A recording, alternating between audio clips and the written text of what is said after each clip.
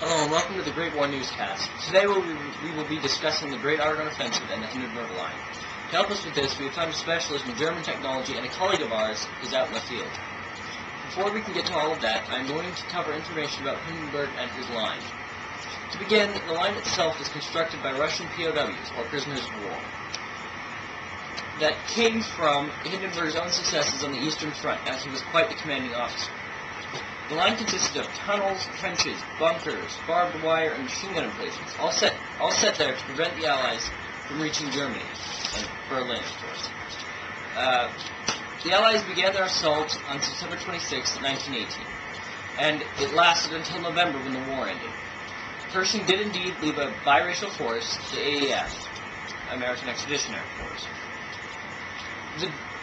The Allies managed to break this German line by deceiving the Germans and making them believe that the attack was to come elsewhere.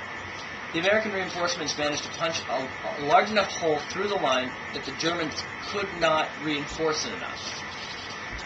And after the war, Hindenburg himself was appointed the second German president, and he served from 1925 to 1934.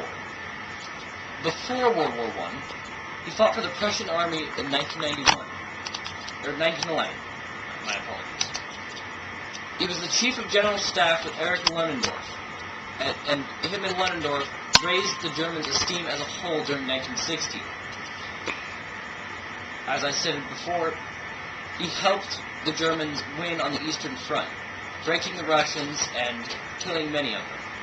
After the war, towards the end of his time as presidency and life, he appointed Hitler himself to lead the country. And as well as this, Hitler did speak at Hindenburg's funeral, something that I found quite odd, as Hitler was such a terrible man. Now, we're going to move on to one of our specialists, who's going to talk about planes. My colleague Connor is there speaking with him now.